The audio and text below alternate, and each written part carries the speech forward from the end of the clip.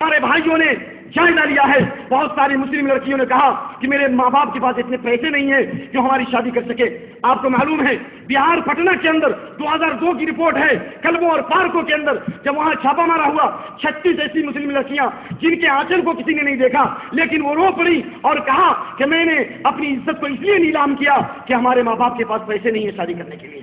میرے بھائیوں بے شمار ایسے واقعات موجود ہیں, سینکڑوں ایسے واقعات موجود ہیں. کیسے شادیاں ہوں گی جب تک کہ یہ نوجوان نہیں اٹھیں گے, جب تک کہ شادی کے ساتھ شادی نہیں کریں گے, عورتوں کو اس کا حق نہیں دیں گے, مہر خود نہیں ادا کریں گے, ولیمہ خود نہیں کریں گے, پیسے خود نہیں خرچ کریں گے, اس وقت تک یاد رکھو اس فحاشی کا کبھی بھی مقابلہ نہیں کر سکتے ہو. آج قصور کہتے ہو انٹرنیٹ کے ذریعے برائی پھیل رہی ہے, VCR کے ذریعے برائی پھیل رہی ہے. یہ برائی کا پھیلانے کا ذمہ دار کون ہے؟ اللہ فرماتا ہے اگر تم سدھر جاؤ, اگر تم دین پہ آ جاؤ, تم قرآن و حدیث پہ آ جاؤ, پوری دنیا تم کو گمراہ نہیں کر سکتی ہے, پوری دنیا تم کو مٹا نہیں سکتی ہے, پوری دنیا تم کو فحاشی میں مبتلا نہیں کر سکتی ہے. اللہ فرماتا ہے سورۃ الانعام میں یا ایھا الذین آمنوا علیکم انفسکم لا یضرکم من ضل اذا اهتدیتم. اے ایمان والو اپنی اصلاح کو لازم پکڑو, اپنے آپ کو لازم پکڑو. اگر تم ہدایت پر آ جاؤ گے گمراہ ہونے والے تم کو کچھ بھی نقصان نہیں پہنچا سکتے, کوئی گمراہی نہیں پھیل سکتی اگر تم سدھر جاؤ. آج بچیوں کو اس کا حق دو, بچیوں کو قرآن حدیث کی تعلیم دو. آج میں نے دیکھا ایک لڑکی کے تعلق سے دیکھا اور سنا کہ جو لڑکی لیکچرر ہے, محاضر ہے, پروفیسر ہے, لیکن ایک غیر کے ساتھ بھاگ رہی ہے, فراٹے کے ساتھ انگلش بول رہی ہے, لیکن الحمد باللہ اس کی زبان پہ کلمہ تک نہیں, کلمہ تک نہیں, لا الہ الا اللہ کہنا اس کے لیے مشکل ہے. تو کہتے ہو کہ غیروں کا حملہ. اپنے آپ کو دیکھو, وہ فی انفسکم افلا تبصرون. اپنی لڑکیوں کو پاکدامنی کی تعلیم دو, اپنی لڑکیوں کو اخلاق کی تعلیم دو, اپنی لڑکیوں کو کتاب و سنت کی تعلیم دو. من حال جاریتین حتی تبلغ جاء یوم القیامہ انا وہو کہاتین. جس نے 2 لڑکیوں کی تربیت کی اور ان کی تعلیم و تربیت کا اہتمام کیا, قیامت کے دن یہ لڑکیاں جہنم سے آر اور پردہ بھی بنیں گی. اور اللہ کے نبی فرماتے ہیں میں اور وہ جنت میں ایسے ہوں گے, میں اور وہ جنت میں ایسے ہوں گے جیسے یہ 2 انگلی. اللہ اکبر, جیسے یہ 2 انگلی قریب ہیں. اللہ کے نبی سے اتنے قریب ہوں گے اگر لڑکیوں کی شادیاں کرائیں, چاہے اپنی لڑکی کی ہو یا دوسرے کی لڑکی کی ہو. لیکن میرے بھائیوں اس کام کو کرو اور شادی کو آسان بناؤ. نکاح کی سنتوں میں سے سنت یہ بھی ہے کہ جس رات میں شادی ہو, اس کو شب زفاف بولتے ہیں, کچھ لوگ زفاف بولتے ہیں, صحیح لفظ شب زفاف ہے, لیلۃ الزفاف, سہاگ رات. جی تو اس رات کے اندر صحیح سنت یہ ہے, صحابہ کے آثار ملتے ہیں کہ اگر شادی کو آسان شادی بنانی ہے, زندگی میں انقلاب لانا ہے, تو آپ 1-2 رکعت نماز پڑھو, بیوی کو پیچھے رکھو اور خود 2 رکعت نماز پڑھو. عورت تمہاری مقتدی ہوگی, تم امام بنو گی, ایک ساتھ نہیں, عورت پیچھے ہو. یہ صحابہ کے آثار ہیں. عبداللہ بن مسعود کی مرفوع حدیث ہے. اس حدیث پر عمل کرنے میں کوئی حرج نہیں ہے, یہ نبی صلی اللہ علیہ وسلم کی سنت ہے. اور اگر شادی میں انقلاب لانا ہے, بیوی کو نیک اور صالح بنانا ہے, تو جس رات میں شادی ہو اس رات میں بیوی کے بال کو پکڑ کر کے دعا کرو, اللہم انی اسألک خیرہا, سبحان اللہ, وخیر ما جبلت علیہا واعوذ بک من شرہا وشر ما جبلت علیہا. اے اللہ میں اس کی بھلائی کا سوال کرتا ہوں, اے اللہ جس بھلائی پر تو نے اس کو پیدا کیا وہ بھلائی دے, عورت کے اندر جو بھلائی وہ ہمیں عطا کر, اور اگر عورت میں جو برائی اور فتنہ اس کو دور کر دے. سبحان اللہ. یہ دعا جب لیلۃ الزفاف میں کرو گے, اللہ کے کلام سے شروع کرے گے, نبی کی سنت سے شروع کرو گے, بتاؤ کہ عورت بدکار بھی ہوگی, تمہارے اس طرز عمل سے اس کی زندگی میں انقلاب آ جائے گا. اس لیے ان چیزوں کو کون پھیلائے گا, کس کی ذمہ داری ہے میرے بھائیوں؟ رہا مسئلہ یہ جہیز کی بنا, سن لو یہ لفظ جہیز عربی لفظ سے لیا گیا, لیکن آج تک عربی دنیا میں جہیز کے لیے کوئی عربی نہیں آ سکی, کیونکہ یہ جہیز کا لفظ زندوں کے لیے نہیں ہے بلکہ مردوں کے لیے. ہر آدمی اس کو نقل کرو. یہ جہیز کا لفظ جو ہے زندوں کے لیے قرآن اور حدیث میں استعمال نہیں ہوا ہے. کس کے لیے استعمال ہوا ہے؟ مردوں کے لیے. کیسے؟ مردے جب زندہ آدمی مر جاتا ہے اور اس کو کفنانے اور دفنانے کا معاملہ ہوتا ہے تو اس کے لیے ایک عربی آتی ہے تجہیز, جس کو کہتے ہیں کفنانا دفنانا. کفنانے اور دفنانے کے لیے جو عربی آئی ہے وہ کیا ہے؟ تجہیز. کفنانا دفنانا. تو کفنانے اور دفنانے کے لیے جو لفظ آیا وہ تجہیز کا لفظ آیا, جو لفظ جہیز ہے. تھوڑا سا کپڑا اور تھوڑا سا کفن اور تھوڑی سی مٹی کھود کر کے اس کو اس میں ڈال دیا جائے, یہی ہے تجہیز اور یہی ہے جہیز. تو یہ تو مردوں کے لیے. لیکن آج جن کا دل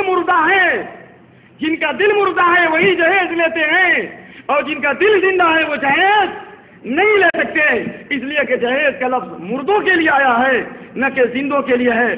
اور یہ جہیز ظلم بھی ہے, یہ کٹنم ظلم بھی ہے اور شرک بھی ہے، بدعت بھی ہے۔ ظلم اس لیے کہ اللہ کے نبی صلی اللہ علیہ وآلہ وسلم کی حدیث لا يحل لمسلم ان ياكل مال اخيه الا بطيب نفسه، سنن کی مشہور حدیث۔ کسی مسلمان کے لیے یہ جائز نہیں اپنے مسلمان بھائی کا مال بغیر رضامندی کے کھائے، جب تک خوشی سے کوئی مال نہ دے اس وقت تک اس کا مال مت کھاؤ۔ کیا یہ لڑکی والے جہیز خوشی سے دیتے ہیں؟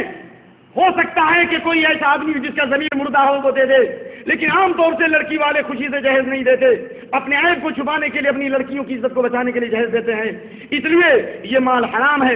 اللہ رب العالمین نے سورۃ النساء کے اندر فرمایا ہے، آیت نمبر 29 وَلَا تَأْكُلُوا أَمْوَالَكُمْ بَيْنَكُمْ بِالْبَاطِلِ، اپنے مالوں کو باطل طریقے سے مت کھاؤ، یہ ظلم بھی ہے اور یہ حرام بھی ہے۔ اپنے مالوں کو باطل طریقے سے مت کھاؤ، جہیز کا مال یہ باطل طریقے سے ہے، لڑکے والوں کے لیے جائز نہیں ہے کہ اس کا مطالبہ کرے، اور یہ جہیز کا مال جو حاصل کیا جاتا ہے یہ تکبر اور غرور کی علامت ہے۔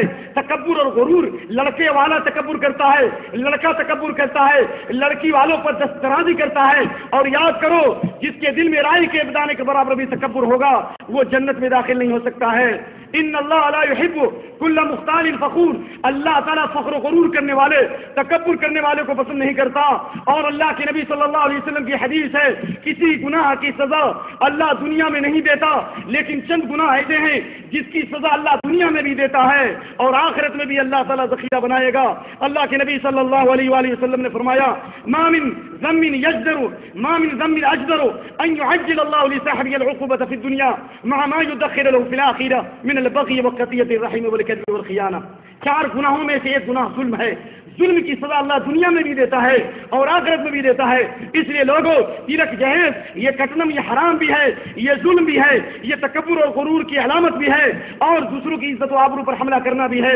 اللہ کے نبی کریم صلی اللہ علیہ وآلہ وسلم نے حجۃ الوداع میں خطاب کیا ہے اور آپ نے فرمایا ان دماءکم واموالکم واعراضکم علیکم حرام کحرمۃ یومکم ھذا فی شہرکم ھذا وفی بلدکم ھذا۔ جس طرح آج کے دن جنگ کرنا حرام ہے، آج کے دن لڑائی کرنا حرام ہے، مکے میں قتال کرنا حرام ہے، اسی طرح تمہارا مال، تمہارا خون، تمہاری عزت و آبرو تمہارے اوپر حرام ہے۔ کسی کے مال پر دسترازی کرنا، کسی کے مال کو چھیننا، کسی کے مال کو حاصل کرنا تمہارے لیے حرام ہے۔ اللہ تعالیٰ قیامت کے میدان میں تم سے سوال کرے گا۔ تلک جہیز میں شادی کے بدلے لڑکے والے جو مال حاصل کرتے ہیں یہ رشوت ہے۔ کیوں؟ اس لیے کہ شادی لڑکی سے نہیں ہوتی بلکہ شادی پیسے سے ہوتی ہے، لڑکے کو خریدا جاتا ہے، لڑکی والا اپنی لڑکی کو دینے کے لیے بطور رشوت کے پیسہ دیتا ہے۔ اور یاد رکھو اللہ کے نبی کی حدیث صحیحہ کی لعن اللہ الراشی والمرتشی فی الحکم، اللہ کی لعنت ہے رشوت دینے والے پر اور رشوت لینے والے پر۔ جو لڑکی والا خوشی کے ساتھ رشوت دیتا ہے، جہیز دیتا ہے، اس پر بھی اللہ کی لعنت ہے، اس پر بھی رسول کی لعنت ہے، اور جس پر اللہ کی لعنت ہو وہ آدمی کامیاب نہیں ہو سکتا، اس پر رحمت نہیں آ سکی، اس پر برکت نہیں ہو سکتی ہے۔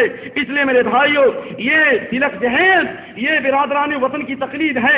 اللہ تعالیٰ سورہ ہود میں فرماتا ہے وَلَا تَرْكَنُوا إِلَى الَّذِينَ ظَلَمُوا فَتَمَسَّكُمُ النَّارُ، ظالموں کی طرف مت جھکو، ظالم قوموں کی طرف مت جھانکو، ظالم کی قوموں کی تہذیب کی طرف مت دیکھو، ان کے اخلاق کی طرف۔ اللہ کے نبی فرماتے ہیں ان من یمن المرأة تیسیر خطبها وتیسیر صداقها وتیسیر رحمها، رواہ احمد و ابن حبان والحاکم۔ اللہ کے نبی صلی اللہ علیہ وسلم نے فرمایا عورت کی برکت اور عورت کی بھلائی اور عورت کی خوبی اور عورت کی رحمت یہ ہے کہ اس کے منگنی کو آسان کرو، خطبہ منگنی کو آسان کرو، اس کو مشکل مت بناؤ۔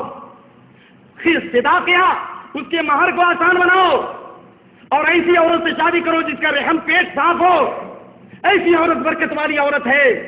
تو میرے بھائیو، یہ اللہ کے نبی کریم صلی اللہ علیہ وسلم کی حدیث ہے، لہذا میں یہ اعلان کرنا چاہتا ہوں اگر یہ کٹنم کی بدعت کو ختم کرنا چاہتے ہو اور اس فتنے کو ختم کرنا چاہتے ہو، آؤ صرف چند چیزیں میں گناتا ہوں۔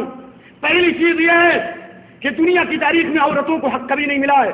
سب سے پہلے عورتوں کو میراث اسلام نے دیا ہے۔